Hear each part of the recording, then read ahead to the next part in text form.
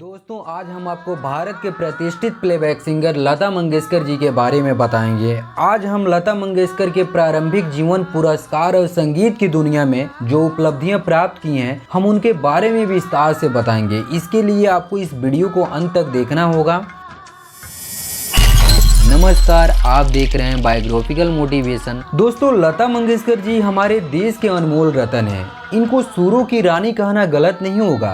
लता जी को भारत देश में ही नहीं बल्कि विदेशों में भी इनके मधुर गानों के कारण जाना जाता है। इनका नाम Guinness book of world record में भी दर्ज है। लता मंगेशकर का जन्म 28 सितंबर 1929 को मध्य प्रदेश के इंदौर में हुआ। उनके पिता दीनानाथ मंगेशकर एक कुशल रंगमंचीय गायक थे। दीनानाथ जी ने लता को तब से संगीत सिखाना शुरू किया जब वे 5 साल की थी। उनके साथ उनकी बहनें आशा, उषा और मीना मंगेशकर भी सीखा करती थी। लता मंगेशकर भारत की सबसे लोकप्रिय और आदरणीय गायिका थी, जिनकी 6 दशकों और कार्यकाल उपलब्धियों से भरा पड़ा है। हालांकि लता जी ने लगभग 30 से ज्यादा भाषाओं में भी फिल्मी और गैर फिल्मी गाने गाए हैं, लेकिन उनकी पहचान भारतीय सिनेमा में एक प्लेबैक सिंगर के रूप में रही है।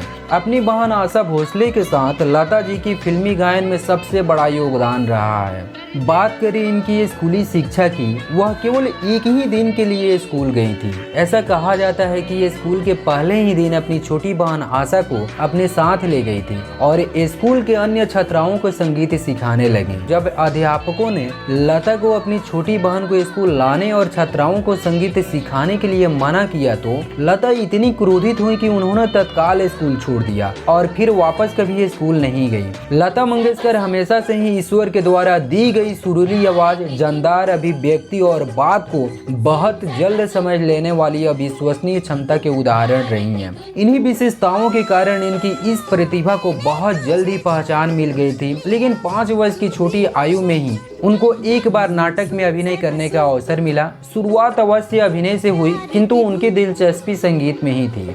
वर्ष 1942 में उनके पिता की मौत हो गई। तब लता केवल 13 वर्ष की थी। नवयुग चित्रपट कंपनी के मालिक और इनके पिता के दोस्त मास्टर विनायक दामोदर कर्नाटकी ने इनके परिवार वालों को संभाला और लता मंगेशकर को एक सिंगर बनाने में मदद की।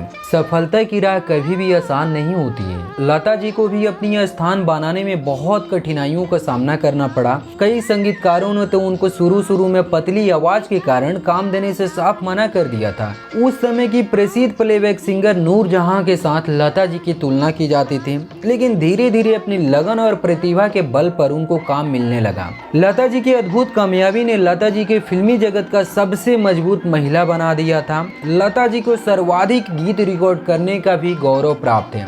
फिल्मी गीतों के अतिरिक्त अपने गैर फिल्मी गीत भी बहुत खूबी के साथ गाए हैं। लता जी की प्रतिभा की पहचान मिली सन 1947 में, जब फिल्म आपकी सेवा में उन्हें एक गीत गाने का मौका मिला। इसी गीत के बाद उनकी फिल्म जगत में एक पहचान मिल गई और एक के बाद एक कई गीत गाने का मौका मिला। लता जी ने 2 आंखें, 12 हाथ, 2 बीघा जमीन, मदर इंडिया, मुगले आजम, महल, बरसात, एक थी लड़की आदि फिल्मों में अपनी आवाज के जादू से इन फिल्मों के लोकप्रियता में 4 चांद लगाए। इस दौरान उनके कुछ प्रसिद्ध गीत थे, वो सजना बरखा बहा रही, आजा रे परदेसी, इतना ना मुझसे तू प्यार बड़ा, एहसान तेरा होगा मुझ पर, ये समा इत्यादि बहुत से गीत गाए उन्होंने।